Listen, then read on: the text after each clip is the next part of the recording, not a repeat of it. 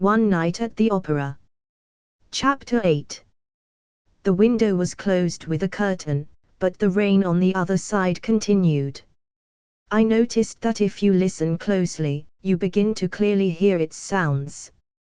But if you stop listening, the sound goes somewhere into the background, practically getting lost in the familiar opera silence. My wonderful companion, the Blue Dragon Girl, was with me. She laughed, looking at how delighted I was with her. And I really was delighted with this amazing creature. I love all sorts of dragons, lizards, and other snake brothers. Contrary to popular belief and attribution of treachery, cunning and other bad traits to snakes, I did not consider them as such at all. On the contrary, I was inclined to the version that the snake is a symbol of wisdom. And I preferred to interpret dragons closer to the meaning of their eastern brothers and sisters. The very ones who controlled the weather, brought rain and harvests, and generally gave people valuable wise advice on all possible issues. Listen, is this rain of your paws the work? I asked Nivara, what was the name of the girl with a tail and wings. Maybe. But I'm not the only one, she shrugged, there are several of us here. But yes, you're right, I can bring rain. Here's what I want to ask, I finally asked the main question. Are you also a player, or are you more of a character of a specific test? Will you stay, or do you need to be passed? And how would you like it? The scaly beauty grinned slyly in response. I would be happy to play together, I could do with constant company. Then you can rejoice. I am a player. And if it were up to you, I would also not mind making a friend. At least a temporary one. My brothers don't pay any attention to me, we hardly communicate. So stay with me, don't go back to them. I'm staying. They didn't play. I'm alone here, in these adventurous trials. Not alone anymore, but with me. Yes, of course. Now we're together. She asked uncertainly, I'm glad. I hope you'll enjoy being with me. It's already nice, I came closer and gave her a high five, we play together, it's more fun together. The act with the glowing balls flying out of the chandelier was over. But another act was just beginning. We were to take part in a short play, where we were the main characters. And the rest of the actors were extras. Without any preparation, we were invited to the wall by the voice of someone invisible, and we went up on the stage, in anticipation. A familiar pair of succubi immediately appeared, each holding a magic wand. The left one pointed the wand at me and turned my men's suit into a well-fitting women's dress. The right one, on the contrary, dressed the dragoness in a men's tuxedo with an elegant movement of her hand. And a mask also appeared on half of her face. Like the Phantom of the Opera, I thought. And what a joyful surprise it was when the next moment a familiar opera melody burst into my ears. It really was a local production of the Phantom of the Opera. But for some reason, the role of the kidnapped girl was given to me, and the role of the Phantom to my companion's girlfriend.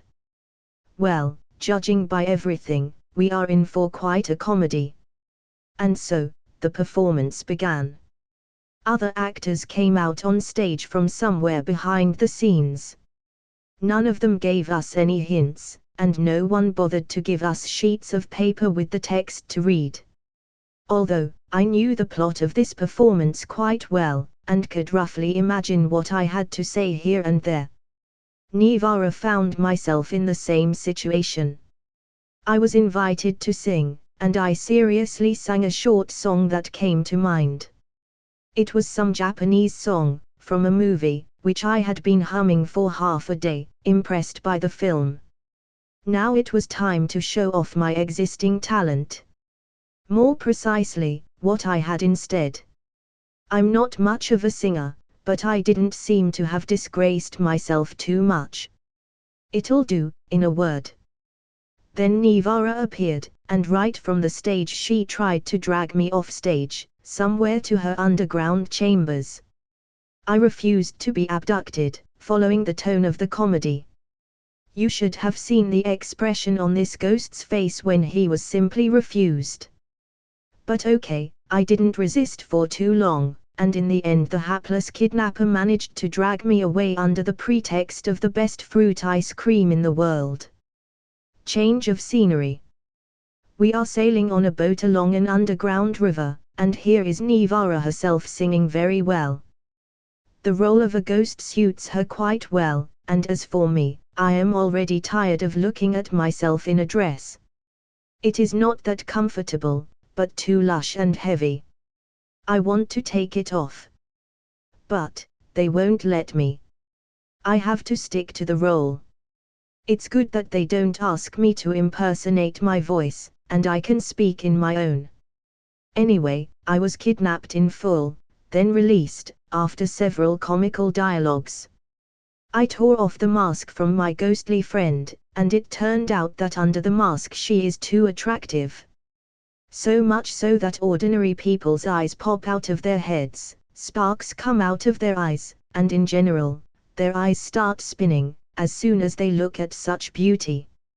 So the poor thing lives far from the crowd, and even hides half of her face to somehow smooth out the overly mind-boggling effect. We moved along the plot. I played the role of a singer tormented by doubts. There was no doubt who I would end up with, of course, with the Phantom of the Opera. But how? She is a dragon. And I am a man.